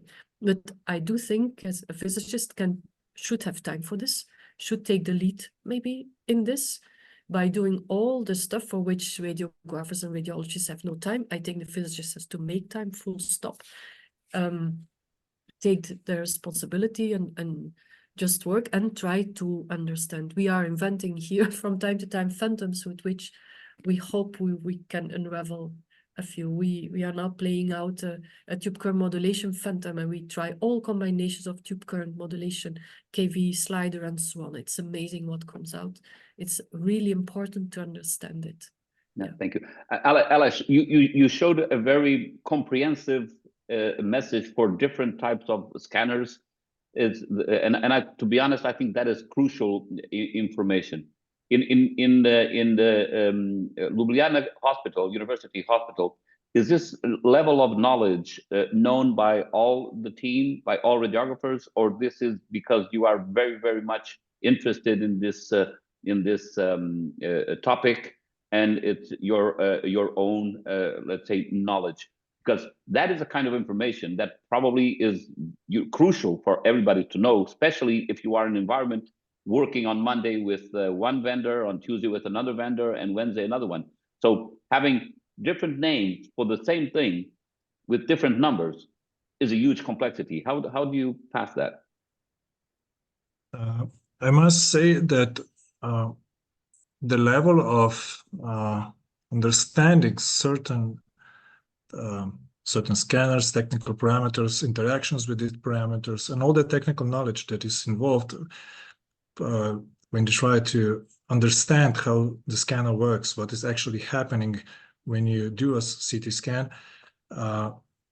We have quite a lot of colleagues that have that knowledge, but I must admit that the level of knowledge and understanding is not so widespread, because we have to be realistic about the clinical workflow, because not all radiographers, not radiologists don't have the time or the will to study all this technical knowledge that is available. It is vast, it is huge. And also the problem is that a lot of hospitals, especially in Slovenia, don't have their own medical physicists in the department. So the way to gather the information is actually to try to figure it out by yourself, reading it, studying it. This takes a lot of willpower and a lot of work and a lot of time, and honestly, not a lot of people are willing to commit to that. So, but this is understandable, because when you have to scan 100 patients a day, most of the people don't have the will and time to go sit behind the books and study medical physics. Yeah, that's so true. And because both the two first speakers have took over some time of Svea, and she's from the northern part of Europe, Svea has the final word for this webinar. Svea, Thank you, Rastan. final message. The final message is know your system, know how to optimize it, know how the new system works, the new software, what it does, and then use it. But it takes time to get to know all the parameters behind, especially on the automatic tube voltage adoption for every vendor. It's not just GE, which I worked with for a long time in my PhD. It's all the vendors. It is difficult to find out how it works. All the parameters affect each other. So know your system. But how can you know your system? Because as Alice told us, they do 100 CT scans per day. So after doing 100 CT scans per day from Monday to Friday. I know. For me, it is that tell us the secret.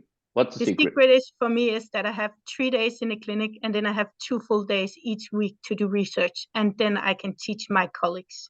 So that's how my employment is. I have 3 days clinic where I CT scan every day from morning till I go home, and then 2 days of research.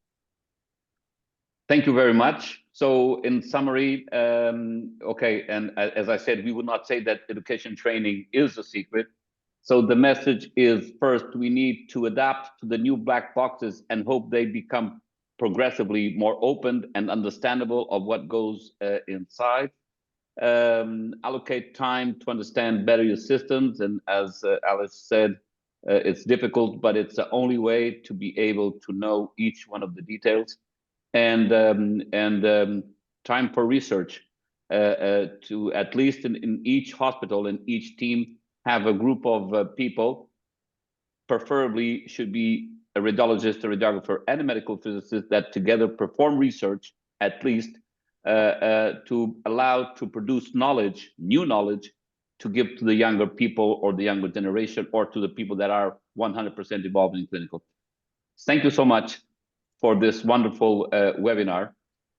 Thank for all of those that attended all around the world. You will receive an email and we will ask you kindly to reply to the survey for us to measure the level of satisfaction with the webinars. And after that, you will receive a certificate. And also, please, to revisit or see again the presentations, please go to the ABIR webpage that I have put in the chat area. And hopefully all these tips, tricks, and knowledge will be useful on your daily life. Enjoy the rest of your day, or the morning, or the night. Enjoy the dinner. Thank you. See you next time. Bye. Yeah.